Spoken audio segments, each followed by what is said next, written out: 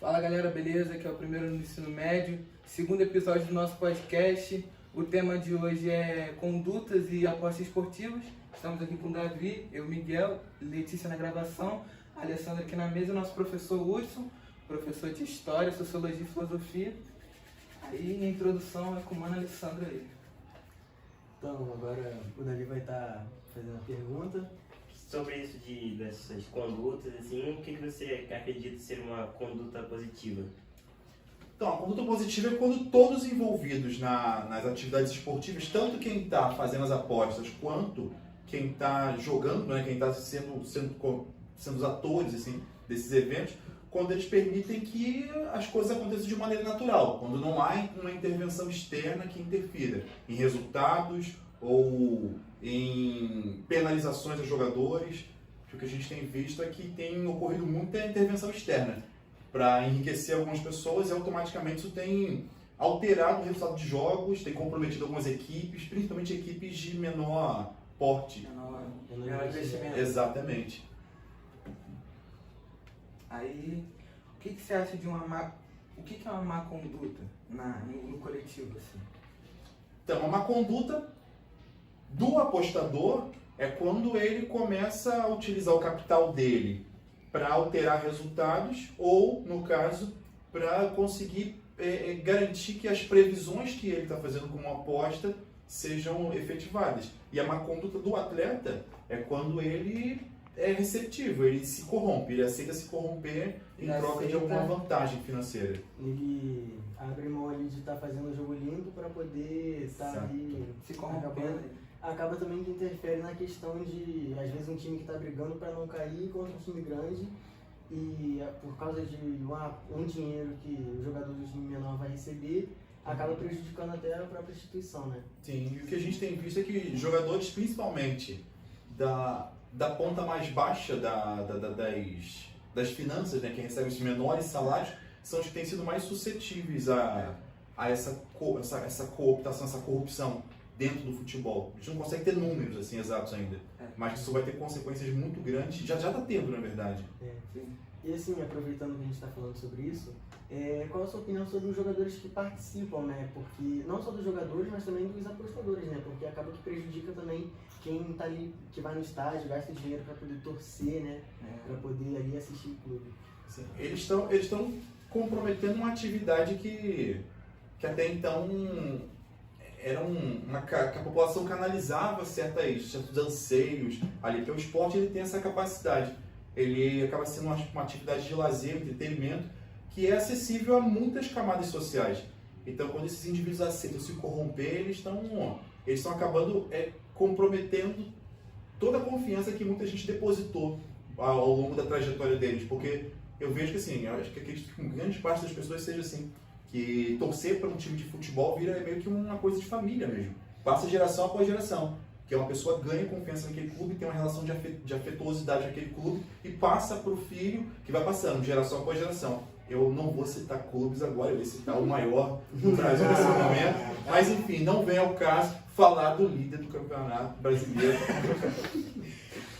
É isso que você falou também, é muito importante, porque às vezes um atleta ele vem da base, aí vai construindo o seu império, indo evoluindo de clubes, mas aí quando chega num clube bom, para se estabilizar, ele vai lá e se corrompe. Aí isso pode afetar tanto o clube quanto as pessoas que vão no estádio. Quanto a carreira dele. Carreira também. A gente vai, óbvio, isso vai ter consequências bem agudas, assim. Para você conseguir interromper esse ciclo de corrupção no futebol, vão ter que surgir punições bem severas. E um caso que aconteceu semelhante ao que está acontecendo aqui no Brasil foi na Itália, que teve um escândalo alguns anos atrás, nessa questão de apostas esportivas também. Hoje em dia eu acho que ou é banido ou tem uma espécie de segurança, né? Restrição em relação a isso, porque os jogadores estavam se corrompendo também e participando desses esquemas. Acabou que afetou muito ali o campeonato italiano, né? Sim. E, assim, é uma questão que pode acontecer em qualquer lugar. Muitos lugares pode até estar acontecendo, só que ainda não foi descoberto, né? A gente até então tem conhecimento de 120 jogadores que foram investigados, porém tem muito mais, né? Tem muito mais de clubes grandes e clubes pequenos também, principalmente os que nem você falou de menor investimento. É porque o sistema que é feito, ele costuma ser muito sofisticado. Então, até conseguir mapear, identificar o que está acontecendo, e a gente sabe que, infelizmente, a aposta esportiva ela movimenta milhões. Ela movimenta valores muito altos. E deve ser até uma das razões que fez, no caso, que demorasse tanto tempo para uma atitude mais severa. A gente sabe que tem gente ganhando por rodada aí milhões, equipes inteiras, de apostadores ganhando milhões, porque eles querem um sistema sofisticado para conseguir corromper diversos jogadores e vai se multiplicando aquilo.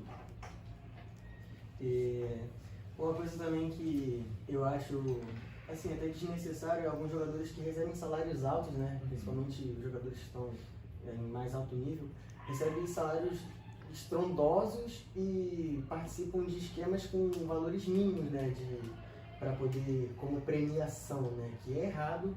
Então, assim, um dinheiro que é legalizado, né? A questão da aposta esportiva é legalizada, porém, acaba que eu acho que deveria ser visto de novo nessa questão. Sim. Acredito que assim, as próprias empresas que atuam nesse ramo de aposta esportiva, elas precisam ser os maiores interessados em tentar criar mecanismos ou ajudar o poder público a criar mecanismos para acabar com esse processo ou para interromper esse processo. Porque a imagem delas, essas empresas, está sendo manchada, está sendo atingida e demora-se muito tempo para você construir uma imagem no mercado, como essas empresas demoraram. E não só isso, mas as empresas perdem muito dinheiro com essa manipulação de resultados. Então elas precisam ser as grandes interessadas.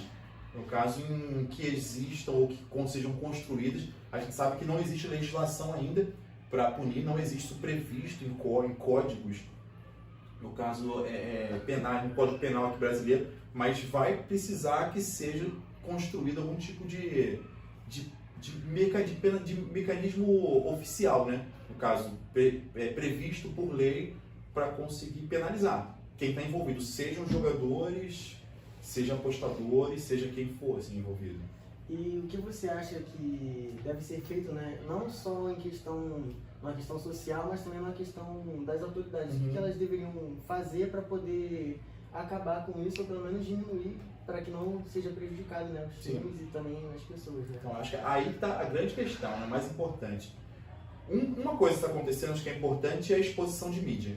A mídia está expondo a situação, está deixando claro o que está acontecendo, está detalhando, isso é muito importante. Porque quem acompanha as atividades, acho que a sociedade no geral precisa saber que está havendo um processo incontrolável de corrupção entre atletas e apostadores, isso é o primeiro ponto. E a partir daí o poder público começar a criar uma legislação que seja capaz de punir jogadores, e aí tem que ser severo, isso acho que vai de processo judicial a banimento mesmo do futebol, acho que é importante isso.